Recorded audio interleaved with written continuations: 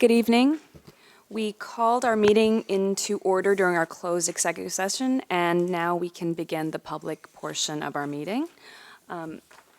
Also wanted to wish everyone, well, not everyone, Happy Lunar New Year to those who are celebrating. And I'm going to turn it over to Dr. Adderhold.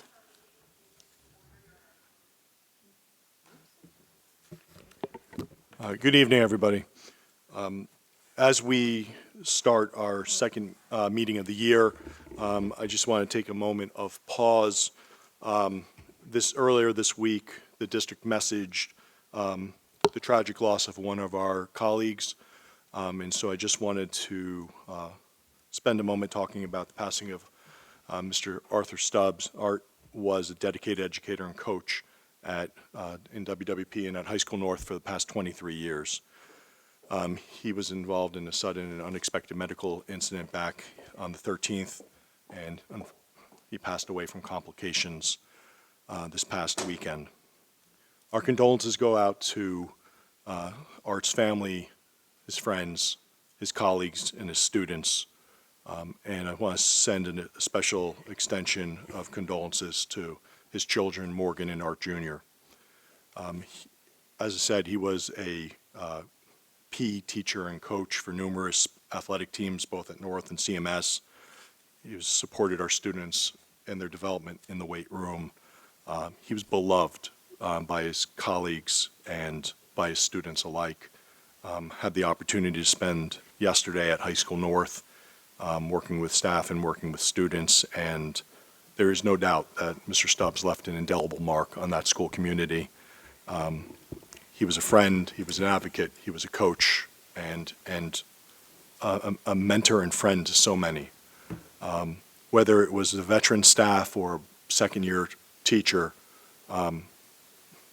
his impact was evident while being there.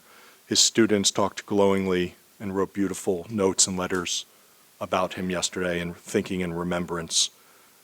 So in that end, I just want to send our thanks to Art's family for sharing him with us for these past 23 years. Want to remind our families that if your children need support, to please reach out to our school administration and our counselors. We've made information and support for families available on the district website. While we are off tomorrow for our students and our staff with the celebration of Lunar New Year, we also recognize that services both Wednesday night and Thursday will be ongoing, and we'll continue to support the North community during this sad time. So I'm going to leave my public comments just to that in the memory and thanks to Mr. Stubbs and his family. Thank you. Thank you for those words, Dr. Adderhold. We'll now move on to the 2023-2024 Annual Comprehensive Financial Report. Mr. McClellan.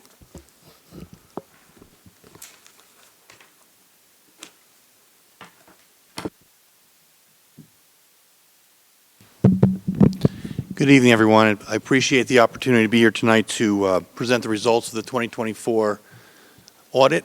I did a little something different this year. I sent over a package which includes about a 7 or 8 page presentation just to summarize some of the highlights of the audit and talk more about what we do during the audit process, because they're really your financial statements. We just take a look at what you do and put an opinion on the financial statements. The state moved the report deadline to January 15th this year. Your report was filed on time, so there's no issue with that. Just compared to where we were last year or even this year, on January 15th, at the end of the day, there were still 25% of the audits in the state that were still not filed. You are not one of those. Last Tuesday night, I met with the Finance Committee and the administration to go over the numbers in detail. And again, I'm just going to go over a high level and then, of course, answer any questions you may have. Before I get started with some of the specifics, I want to thank Dr. Adderhold, Chris, Bonnie, Derek, and the team up in the administrative office, because we ask for a lot of information, whether it be vouchers, payroll information, student information, and so forth. They're very, very good at getting us the information we need in order to get us to the point where we're able to complete the audit. I also want to recognize the board as well as the school district for 16 consecutive years of receiving the Certificate of Excellence in Financial Reporting. That's given out by International ASBO, International Association of School Business Officials, which is a review of your audit report and your financial statements done by someone that does not live in the state. It's a CPA, and then they render a decision every year as to whether you qualify or not. You're one of about 30 districts in the state of New Jersey that receives that out of the 600 plus that exist. So when we do the audit, we touch on a lot of different areas. We touch on the general and school administrative areas. We touch on instructional areas, student services, cafeteria, your capital improvements, your debt service. There's a lot of areas we touch on. Transportation, we're looking at your DRTRS, which is your Transportated Students Report. We look at the ASSA, which is your application for state school aid, which compares the number of students that are reported to the state versus the number of students you have on record as of October 15th of every year. So it's a very, very all-encompassing audit that we meet with a lot of different people in a lot of different departments. It's not just Chris's department where we're sitting in the office and doing the work. So throughout the course of the audit, we look at your internal controls over payroll. We look at your cash disbursements and purchasing. We look at your cash receipts and revenue. And we perform testing to make sure that the controls in place are there to prevent or detect anything from going wrong. And at the end of the day, the district provides us with a set of financial records that we have to audit. And we have to basically look at that information and render an opinion on those financial statements as to whether it's a clean audit or not. And I'm happy to report that the audit report this year, as it has been in the past years that I can remember, it's a clean audit, meaning the information provided was materially accurate and the information presented can be relied upon. It's in the financial report. We also follow standards of government auditing standards where we have to look at certain internal controls as well as compliance in accordance with government standards. And then we also, as part of a governmental entity, we have to perform audits of your various grants, whether they be federal or state grants that we have to look at on an annual basis, on a rotational basis.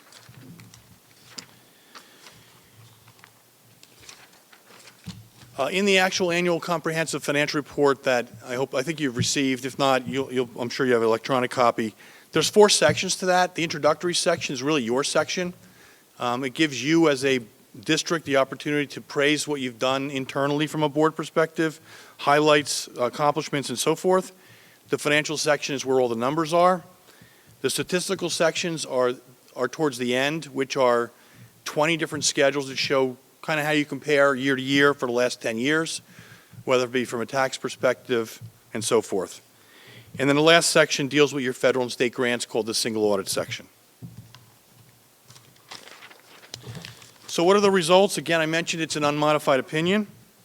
The district continues to be in very, very good financial position and continually to prudently puts funds aside in various reserves, whether it be for capital, maintenance, and emergency reserves, all within the statutory requirements and legally restricted thresholds. From an internal control perspective, there were no control exceptions identified, no material weaknesses, and no significant deficiencies. And from our audit of the grants, we looked at, from a federal perspective, the Child Nutrition Program this year, as well as the ACERS program. And from a state perspective, we look at the overall formula aid grants, as well as debt service aid, which are different from what we looked at last year, all of which we did not identify any items of noncompliance, and we also rendered a clean opinion on those financial statements, on those grants as well. From a management report perspective, there were no findings that will require corrective action this year. And again, I just want to summarize by saying a very, very clean audit, and again, giving credit to the administration for their work and efforts throughout the year. It's a full year process, and then it's a several-week process of getting the financial statements together and performing the audit.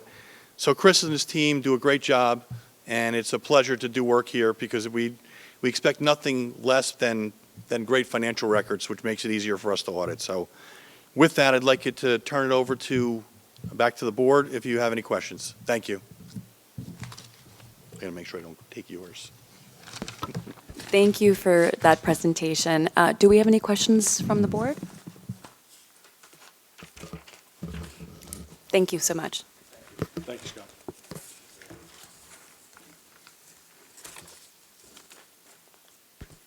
And now Dr. Russo will do our 2025-26 budget presentation.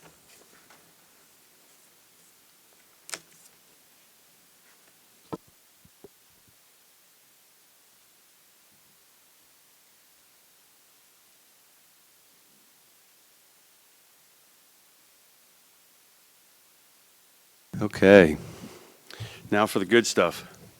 So yeah, this is the first of several presentations. We'll start to do this monthly as we move towards a final budget. So every budget's put together with the ethos of the community and the concepts of the administration and the board. With pretty much every step we take, and it is. So we start with the strategic goals. We realize, we've read those many times. You'll see those with each of the budget presentations. And then you have, we understand that all students have diverse needs and backgrounds. We embrace a rapidly changing world. We recognize the students that need balanced social and emotional needs, and we want to cultivate a diverse and inclusive community. So all of our financial decisions and planning decisions take those goals into mind. What's a school budget? It's about our priorities for our students. It's about money. Schools operate on a fiscal calendar from July 1 through June 30th. The meat and potatoes of the budget are put together from December to February. There's two simple rules. The tax revenue must be within cap.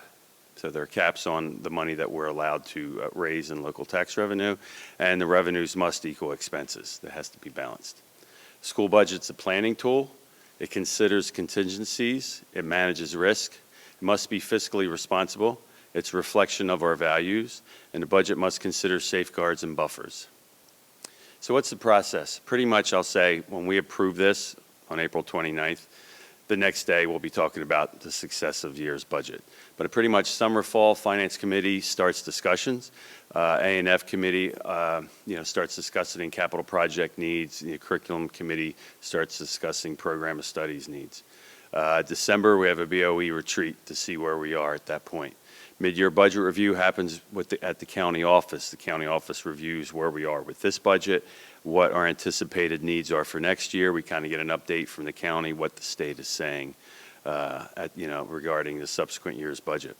November to February, we meet with the budget managers. Right now, Derek, my assistant, and sometimes me, and sometimes Dave.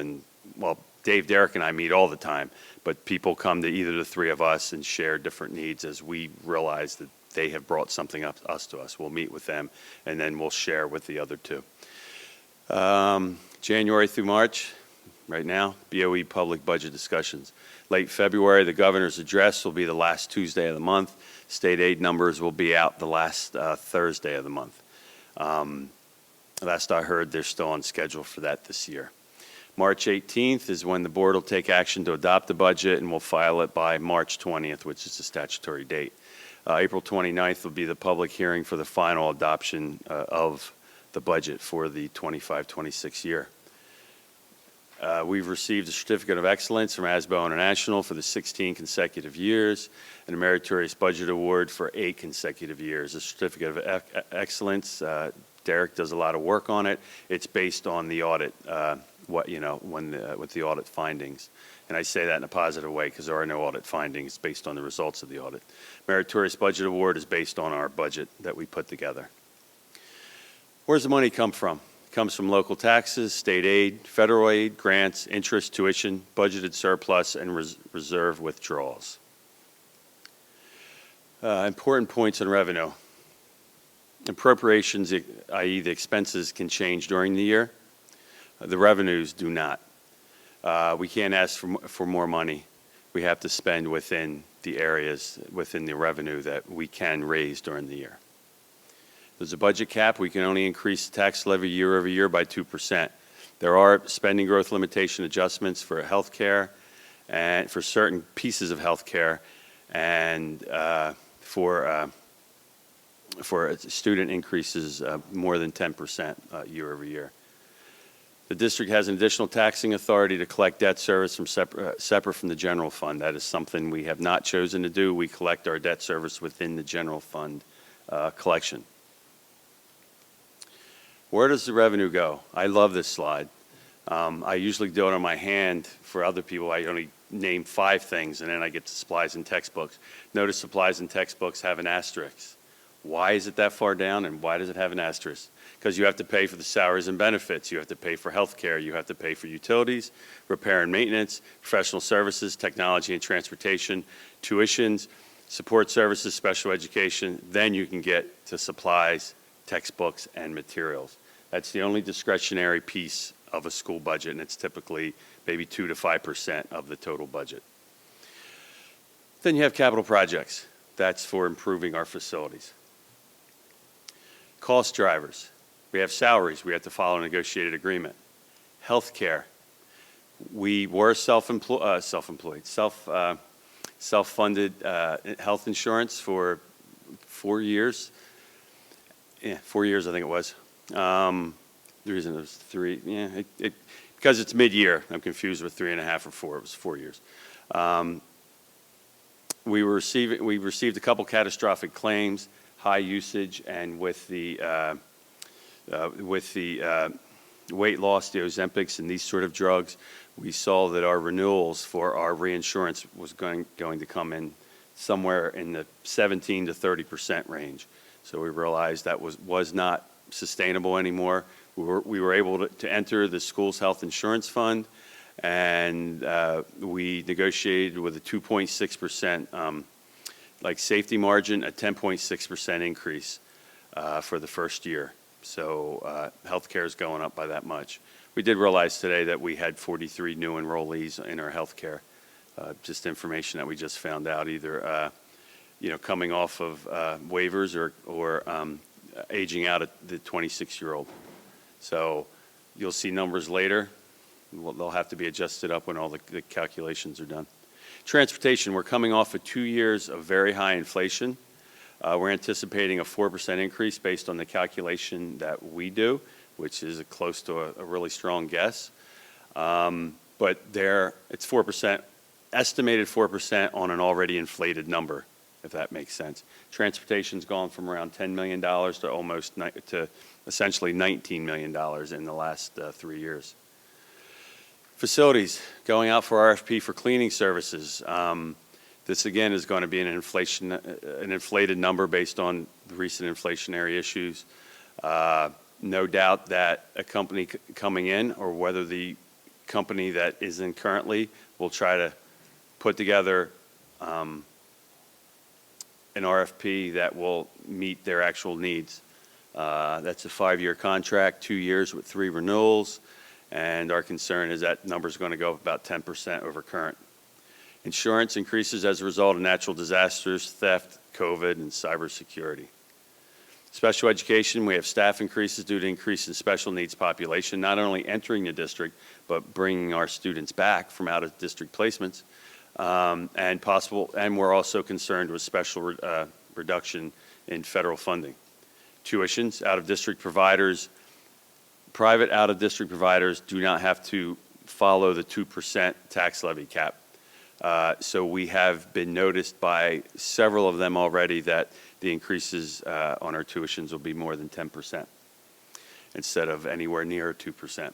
Instruction, we have tech platforms, that obviously through COVID we ended up bringing a bunch of new tech platforms, and we're sorting through them, what is efficient, what's actually working, what's not, and our subscriptions. We have language arts and math standards review. We have to review that, and therefore we're going to have different resources to get us compliant to where we need to be. The original OG training, DLI training, MTSS intervention, Orton-Gillingham training is OG, DLI, dual language immersion training, MTSS, multiple tiers of intervention, strategic goals and responsive classroom are all the platforms now that will we'll be looking at the costs, and we're not negotiating as with someone, we're figuring out what they are, because they are the programs that we want to move forward with. So this number is huge. This is our gap right now between revenues and appropriations. This number is actually, let me make sure, I feel like I jumped over something. No, I didn't, I'm there.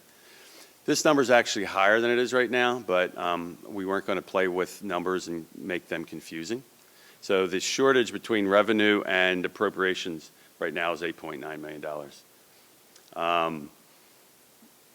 You see the ABM custodial, we assume that's going to be $687,000. That's an increase. Healthcare would be about $3.1 million increase, but based on the information we got right before the close of the day today, that number is going to be $4. Insurance, transportation, we'll see that might go down a little bit. Buildings and grounds will stay there. PERS will probably go up a little higher than what we have there. Technology might go down a little bit. Special ed will be right in that area. Energy's a wash, no increase, and that's because of our ESIP and our prior energy saving programs. Clubs and activities, the contractual stipends and rates changed. That change was not budgeted in this current year, so we have to budget it in this year. So right now, we're trying to make up a shortfall of revenue of about $8.9 million.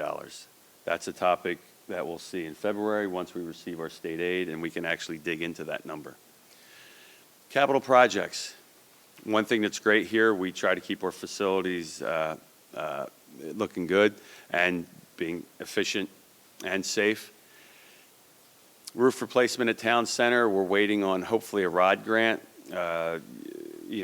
We put in for a ROD grant, this is last year, a full year ago.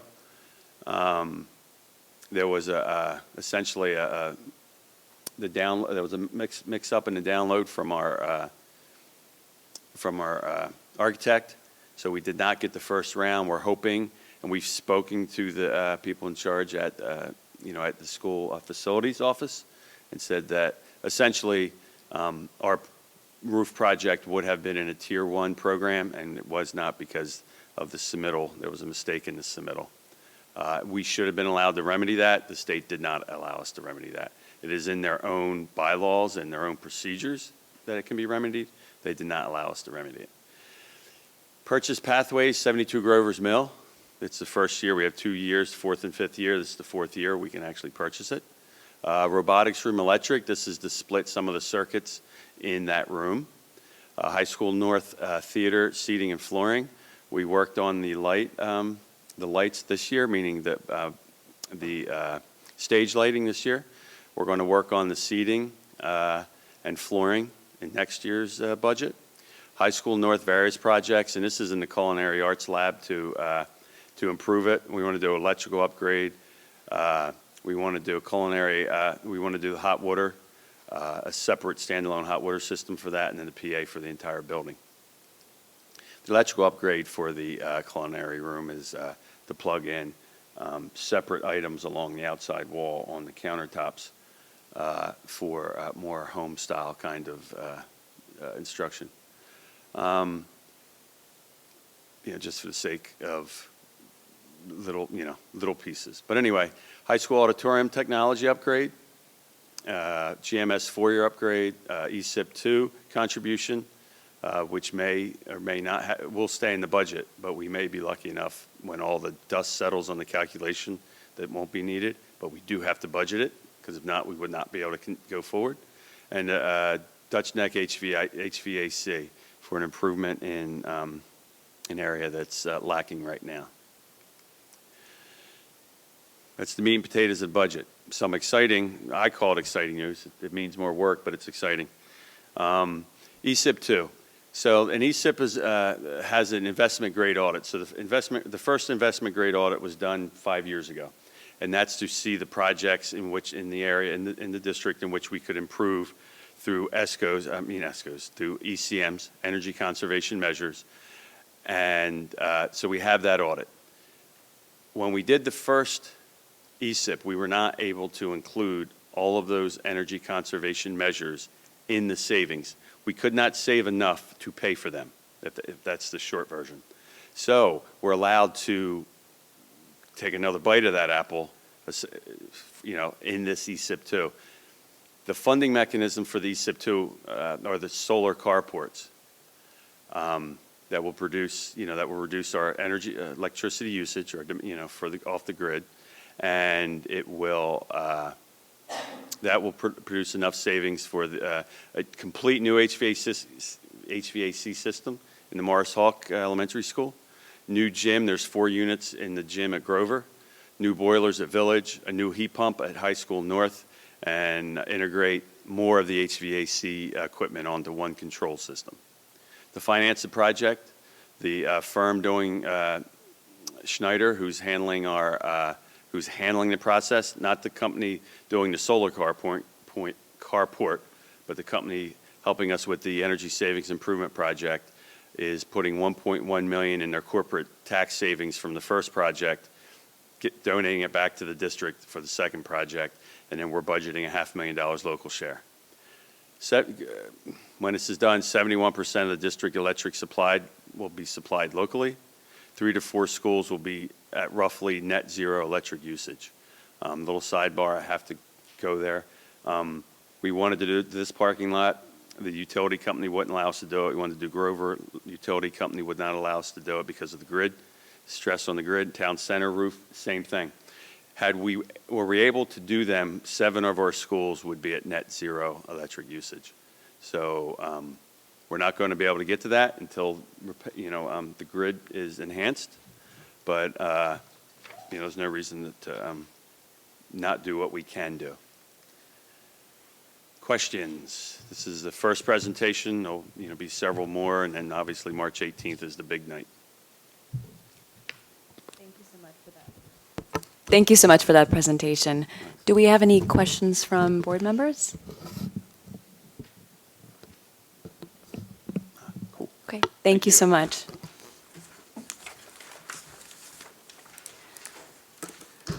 Now will be the first opportunity for public comment. The board invites thoughts and reactions on agenda items and items of concern from members of our community who are present. Each participant is asked to give his or her name and address prior to making a statement, which will be limited to 3 minutes in accordance with Board Policy 0167. All statements shall be directed to the presiding officer. This public comment period shall be limited to 60 minutes. Do we have any public comments?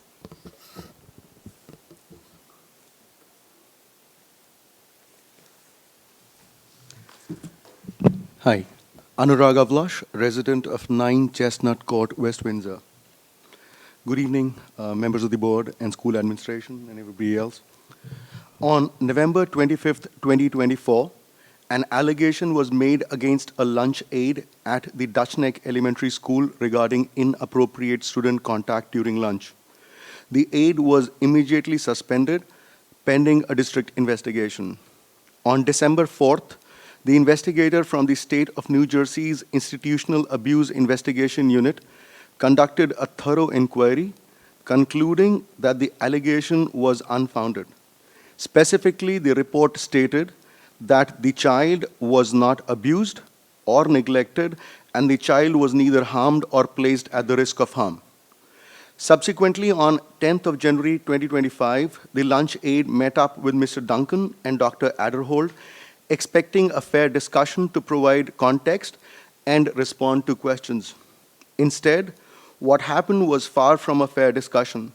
He was shown a video clip of the incident and informed of the intent to terminate him because his conduct was inappropriate and unacceptable. He did not get a chance to present the context in which the incident happened. He came out of the meeting with tears in his eyes. For the past 10 weeks, this ordeal has been an immense source of stress for this 78-year-old lunch aide who happens to be my father. At this point, I speak not to contest his termination, but to highlight the lack of due and fair process. He was not given a fair chance to access the fundamental details of any investigation, such as even the complaint, any investigation details, or the final investigation report. Additionally, as English was not his primary language, he requested my presence to support an effective communication. which was denied. At this point, I seek answers to 3 questions. First, what policy document of the school district outlines the process for such investigations, particularly when the state findings deem the allegations unfounded? Second, what policy document of the school district, second, how does the district define inappropriate student contact, specifically when a child is not abused or neglected and the child is neither harmed nor placed at the risk of harm? Caregivers and staff sometimes make physical contact with students to ensure the safety of these students, sometimes to perform their own duties effectively, and sometimes for their own safety. It is crucial that such interactions are evaluated fairly and with context. My third question, therefore, is, in this incident, how was the context of the incident understood, and how was the understanding of the context used to determine it as inappropriate? Thanks so much. I conclude. Thank you. Do we have any more public comments?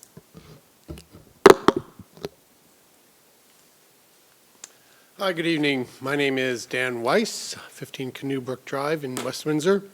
I really just came here to introduce myself. For those who don't know me, I am a councilman here in West Windsor Township.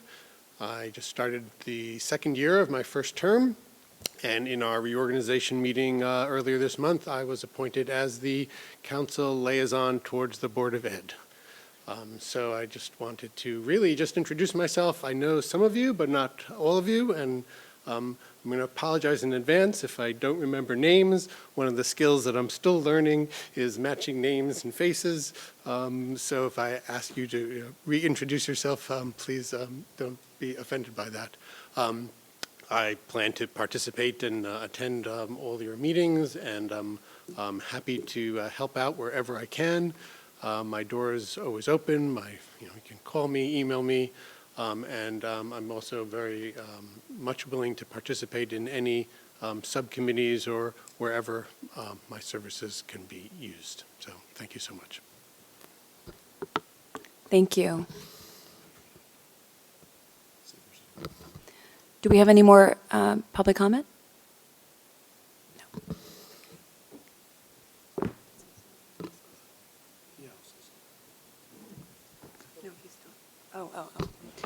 Seeing none, I'll close the first opportunity for public comment. Thank you, Councilman, for your introduction tonight, and welcome. I'm not going to go too far in response, as it's a personnel matter in front of the Board of Education this evening. I'll simply speak to process. Any investigation that's conducted is conducted lawfully and appropriately in compliance with the law set forward by the state of New Jersey. In general, when an allegation comes forward, if an allegation impacts a student, the school district, the administration, has a responsibility to notify 2 agencies. One is the law enforcement. Second is DCP&P, Division of Children Protection and Permanency. DCP&P determines if they are going to accept and review a matter.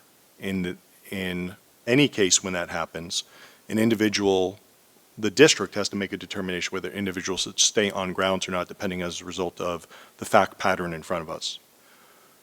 If DCP&P has a finding, has to meet a certain definition by their definitions. Their definitions differ than district definitions. So conduct could be such that the district finds something inappropriate, that DCP&P does not find the standard of, in their terms, abuse, that would lead to potentially criminal charges. That does not mean that every action by an individual that results in a referral to DCP&P is an appropriate action for a staff member to take with a child, a 5-year-old. And so things that we might be looking for might be video that shows restraint, shows marks, shows nurse's record of injury. You could have a student injured in which DCP&P determines that there is not a finding of abuse, but that does not mean that the student wasn't injured by an individual and doesn't mean that the district would condone such actions. So hypothetically, if a student was harmed, marked, injured, restrained inappropriately, it doesn't mean they would be found to be criminally liable for said injury to the point of being charged by the police or found to be an abuser by DCPMP, but it doesn't mean that WWP has to employ such individual. So any such allegations that the district doesn't follow due process of law would be wholly inappropriate by any individual that may come up to a podium with lack of fact pattern. Furthermore, if an individual is involved in an employment matter, they have right to representation. That representation is through their association, assuming they are a dues-paying member to such association. What they don't have is an unfettered right to bring anyone they want for whatever reason they want, whether related or unrelated.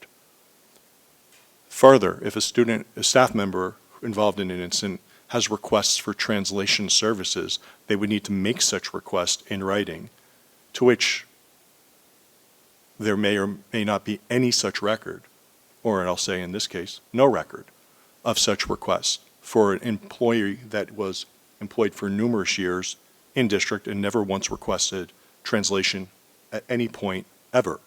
So I'll stop there. So what's in front of the board stands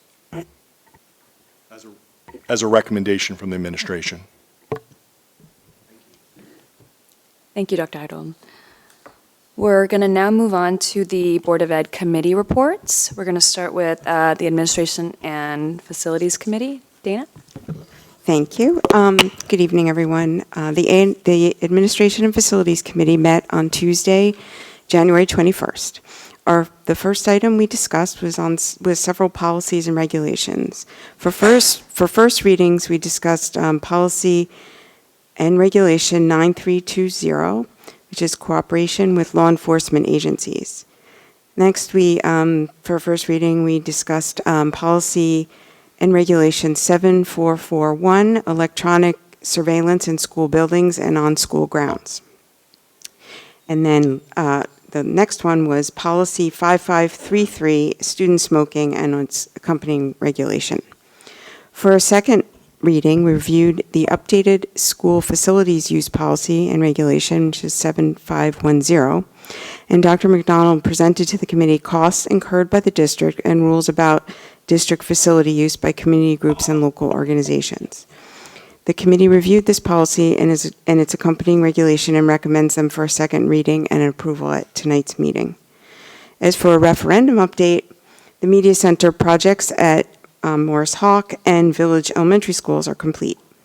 For athletics, winter sports are well underway with many students and teams doing very well.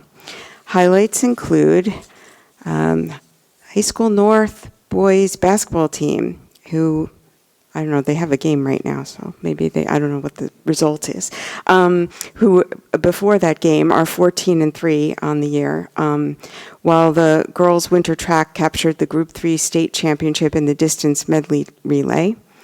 And we wanted to congratulate High School South coach Jessica Bidwell on her 200th win, 100 for boys swimming and 100 for girls. Spring high school sports registration is now open through February 26. High school student athletes can choose to participate in many spring sports. Girls and boys golf, girls and boys lacrosse, girls and boys spring track and field, boys volleyball, boys tennis, baseball, cricket, which is a co-ed program, and softball, which is a co-op between North and South.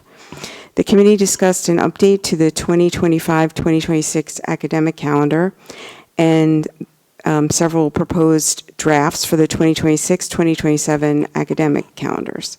The committee recommends amending the 2025-2026 calendar to include fall middle school conference dates. Additional stakeholder feedback will be reviewed before approval of the 2026-2027 calendar is considered by the Board of Education.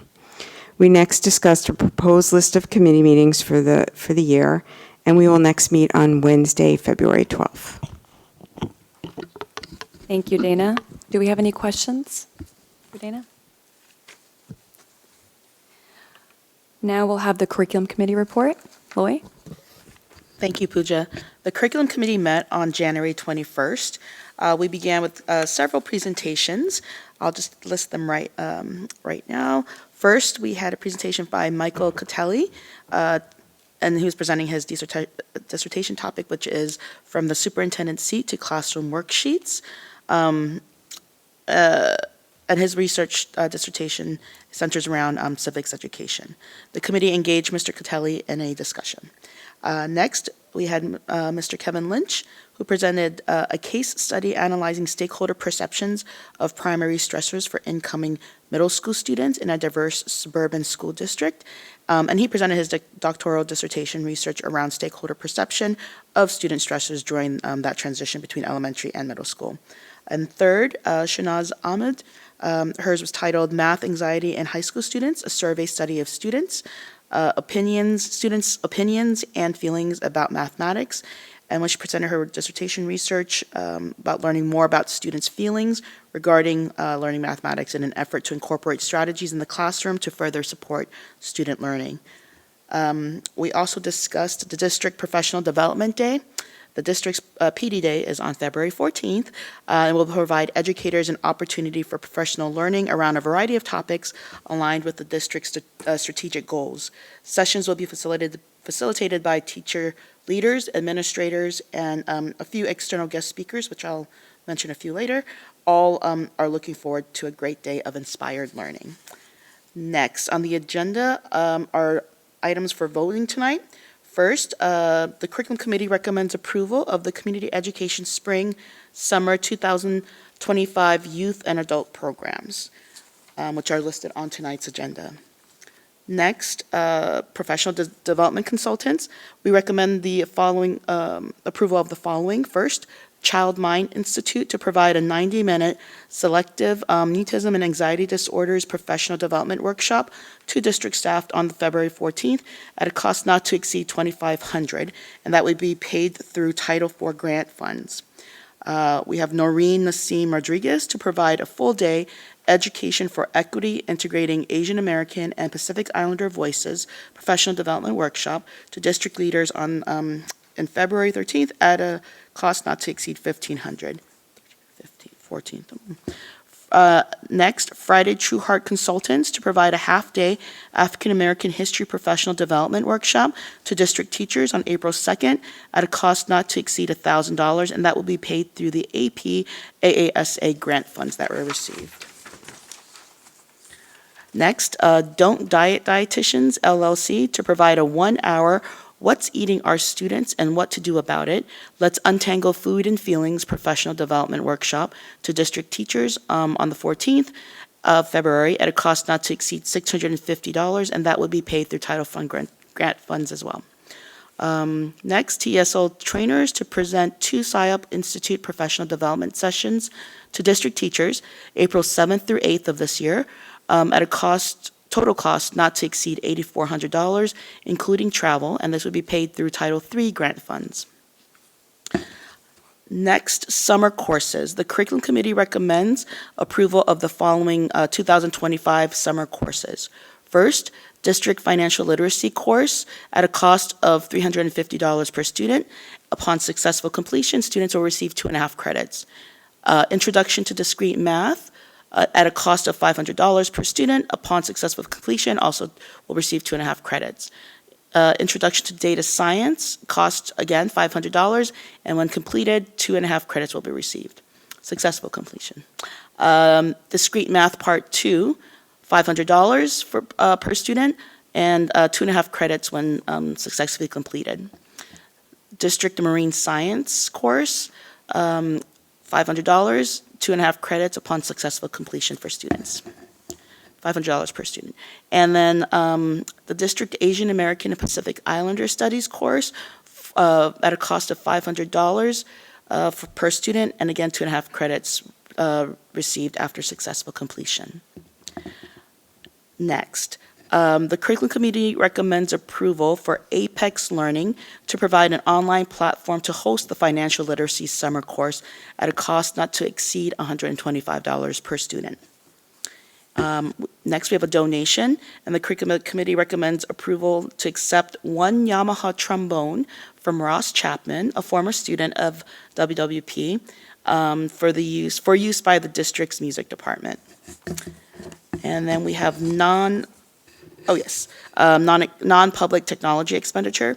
The Curriculum Committee recommends approval of this year, the fiscal year 2025, for NJ Non-Public School Technology Aid Initiative to French American School of Princeton for $5,027.25. And then we have travel recommendation for one district science teacher to present at the National Science Conference in Philadelphia on March 29th. The cost of that trip not to exceed $420, including travel, and that is partially paid through contractual funds. And last but not least, we have a tentative list of dates for the Curriculum and Instruction Committee to meet for the 25-26 school year, which is listed on the agenda. The next meeting for our committee will be February 18th. Thank you. Thank you, Lori. Do we have any questions? Now we'll move on to the Finance Committee report. Louisa? Great, thank you. So the Finance Committee started off by reviewing the monthly financial reports. The administration affirmed that no major accounts are overexpended and that sufficient funds are available to complete the year. The committee reviewed the following motions on the agenda for tonight's meeting for approval: to award and reject proposals for community ed enrichment programs, to approve the disposal of obsolete equipment, to award transportation quotes to and from school, to approve staff professional development, travel, and expenses. Next, staff reported that we are still awaiting final contracts for the Energy Savings Improvement Program and the Power Purchase Agreement. The energy conservation measures, which are the projects designed to save money, are currently under review and verification by a third party. The New Jersey Department of Clean Energy has approved the overall project, including its scope and design. On January 15th, 146 solar renewable energy credits were sold at $197.50 each, totaling $28,835. Next, staff reported on cafeteria operations. The daily and monthly number of lunches served continues to lag behind last year's levels. However, the number of breakfasts served has increased year over year. The average number of lunches served to students in the free, reduced, and NJ income eligible categories has risen by 36% year over year, increasing from 337 students to 460 students participating. On average, Southwest Food Service Excellence is serving 223 fewer lunches per day compared to last year in the elementary schools. However, they are serving an average of 32 more breakfasts per day, with 81% of those breakfasts provided to students designated as free, reduced, and NJ income eligible. They are still facing staffing challenges. In December and January, 5 new staff members were hired, while 3 current employees resigned.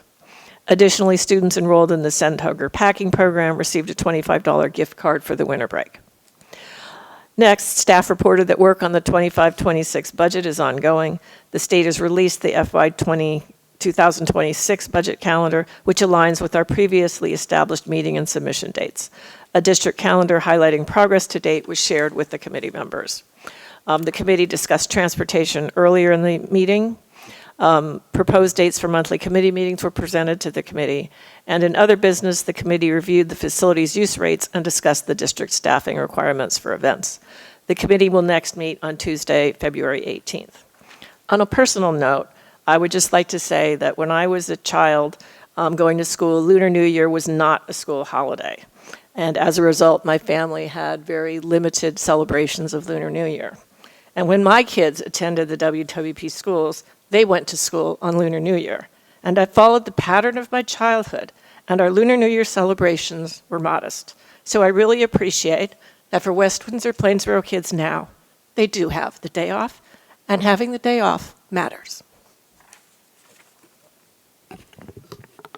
Thank you, Louisa. We will now move into our voting portion of the agenda. Can I have a motion for administrative items 1 through 7? Liz and Dana?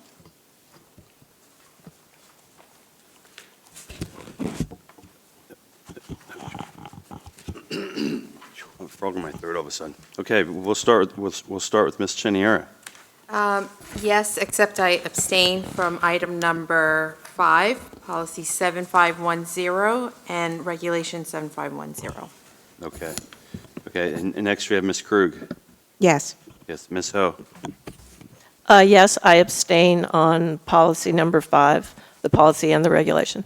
Okay, thanks. Okay, next we have Ms. Maliga, Yes. Ms. Shah, Yes. Ms. Shetty, Yes. Ms. Bonsall. Yes. Okay, motion passes. We'll move on to the finance items. Can I get a motion for finance items 1 through 9, and plus the blue addendum? Ajanta and Louisa? Okay, we'll start with Ms. Shah, Yes. Ms. Ho, Yes. Ms. Cheniera, Yes. Ms. Krug, Yes. Ms. Maliga, Yes. Ms. Shetty, Yes. Ms. Bonsall. Yes, but I abstain from item 9B. Okay, 9B. And now we'll move to the personnel items. Can I get a motion for personnel items 1 and 2, plus 5 addenda, the green, yellow, tan, peach, and purple? Shweta and Loy?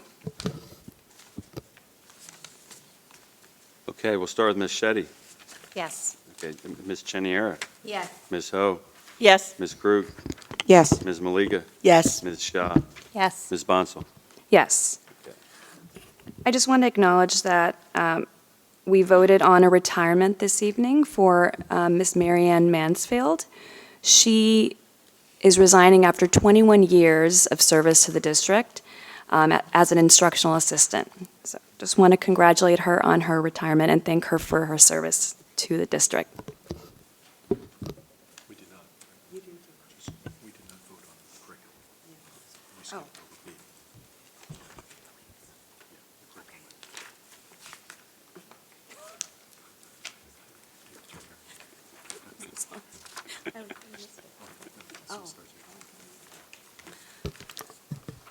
We're going to vote on the curriculum instruction items now.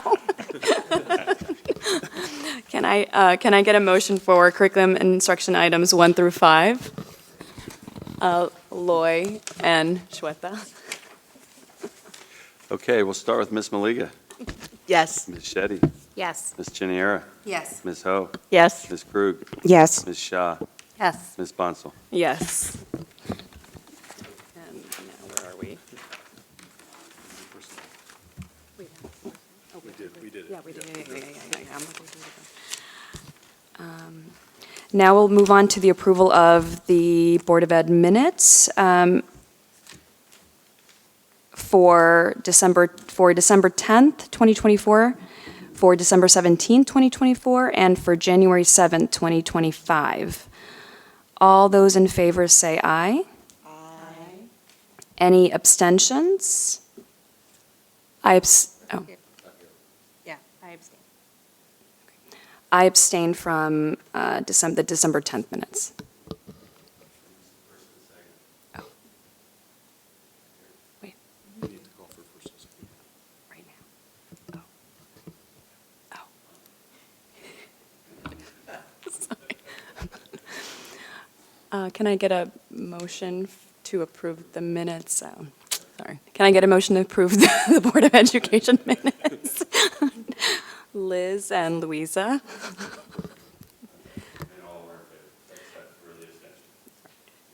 All those who are in favor? Aye. Any abstentions? Yes. I abstain from December. Okay, and I abstain from the December 10th meetings. Do we have any board liaison reports? Dana? Hi, everyone, again. As the Vice President of the Mercer County School Board Association, I would like to give an update on Mercer County School Board Association's recent and future activities. This past Thursday, January 23rd, the County Association had its virtual winter meeting. The topic was an introduction to artificial intelligence in an educational environment. We hosted a dynamic speaker, Dr. Derek Tranquina. He's the director of Monmouth Ocean Education Services Commission, and he conducts professional development workshops around the state on artificial intelligence and how it can be used and managed in school districts. Next, on March 20th, West Windsor-Plainsboro will be the proud host for the second year of the Mercer County School Board Association's Unsung Hero Ceremony, which will be at 6 o'clock at West Windsor-Plainsboro High School South in the theater.